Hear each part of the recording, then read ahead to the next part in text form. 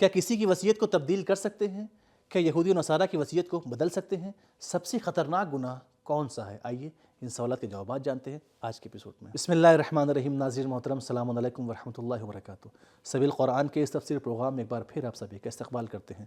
قرآن دل کی وہ آواز ہے جو اپنے رب تک پہنچتی ہے۔ قرآن پڑھنا صرف عبادت نہیں ہے بلکہ دل کے سکون کا ذریعہ ہے۔ آج آپ کے سامنے سورہ بقرہ کی آیت نمبر 181 اور 182 کی تفسیر لے کر حاضر ہوئے ہیں۔ آئیے سب سے پہلے آیت نمبر 181 کی تلاوت کو اس کے ترجمے کے ساتھ سن لیتے ہیں۔ کتاب انزلناه الیک مبارک لیدبروا آیاته ولیتذکر اولو الالباب۔ بسم اللہ الرحمن الرحیم۔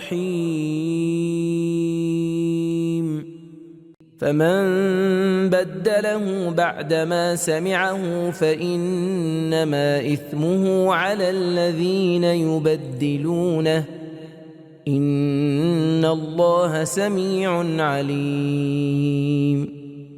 پس جو شخص اسے وصیت سننے کے بعد اس میں تبدیلی پیدا کرے تو اس کا گناہ صرف ان لوگوں پر ہوگا جو اس وصیت کو بدلنے والے ہیں۔ بے شک خدا تو سننے جاننے والا ہے۔ بہترین تلاوت اور اس کو ترجمہ سننے کے بعد آئیے اس آیت کے نکات کو بھی جان لیتے ہیں۔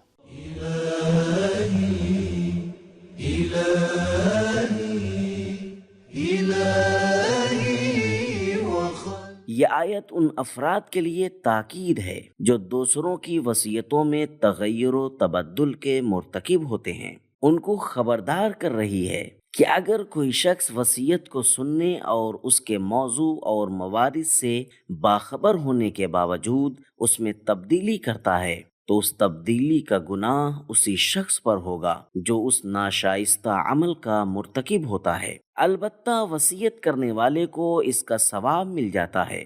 مثلا اگر کوئی شخص وصیت کرتا ہے کہ 100 فقیروں کی امداد کی جائے، لیکن وصیت کا ذمہ دار وہی مال 100 فقیروں کو دینے کے بجائے دوسروں کو دے دیتا ہے اور انہیں خبر تک نہیں ہوتی کہ یہ تو فقیروں کا مال ہے جو ہمیں دیا جا رہا ہے، اور وہ اسے خرچ کر دیتے ہیں، اس صورت میں 100 فقیروں کے بارے میں وصیت کرنے والے کو تو ثواب مل جائے گا اور بے خبری میں لینے والے بھی گناہگار نہیں ہوں گے۔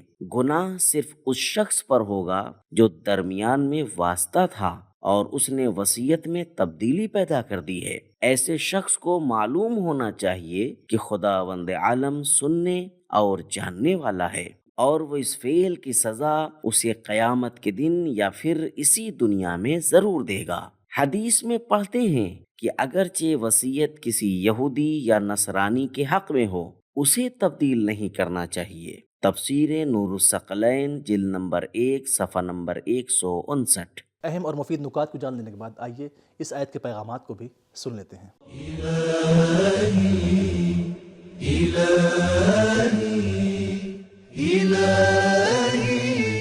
نمبر 1، دوسروں کی وصیت کو تبدیل کرنا حرام ہے۔ نمبر 2، حق کی ملکیت کسی کی موت کے بعد بھی محترم ہے۔ کسی کو حق نہیں ہے کہ وہ وصیت میں تبدیلی کرے۔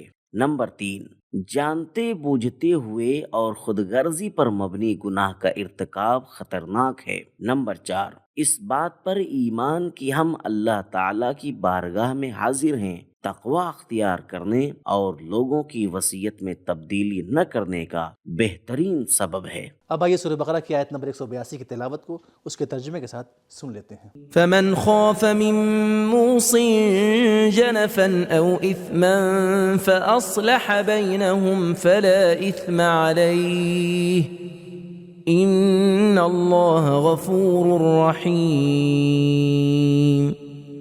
جو شخص وصیت کرنے والے کی کجروی اور بعض وارثوں کی طرف اس کے بے مقصد میلان یا اس گناہ سے ڈرے اور ان وارثوں کے درمیان صلح و مفاہمت کرا دے تو اس پر کوئی گناہ نہیں ہے۔ اس پر وصیت کی تبدیلی کے گناہ کا قانون لاگو نہیں ہوگا۔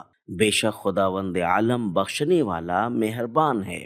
بہترین ترجمہ اور اس کی تلاوت کو سننے کے بعد آئیے اس آیت کے نکات کو بھی جان لیتے ہیں۔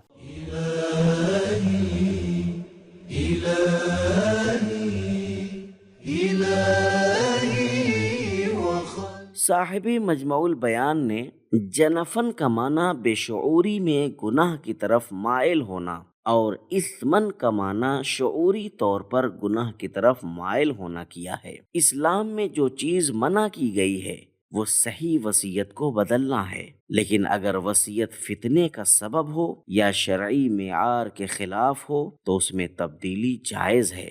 چنانچہ اگر وصیت 1/3 مال سے زیادہ ہو تو اس مقدار کو کم کیا جا سکتا ہے۔ اگر گناہ کی سفارش کی گئی ہو تو اس وصیت کو تبدیل کیا جا سکتا ہے۔ اگر فتنہ و فساد پر عمل کرنے کی وصیت کرتا ہے تو حاکم اسلامی کے زیر نظر اس کو تبدیل کیا جا سکتا ہے۔ لہذا اس حوالے سے اسلام میں رکاوٹ نہیں ہے، کیونکہ ان کا مقصد تقوی کا حصول ہے، اس لیے کہ تقوی کے خلاف امور کی اصلاح کی جا سکتی ہے۔ اہم اور مفید نکات کو جان لینے کے بعد آئیے اب سورہ بقرہ کی آیت نمبر 182 کے پیغامات کو بھی جان لیتے ہیں۔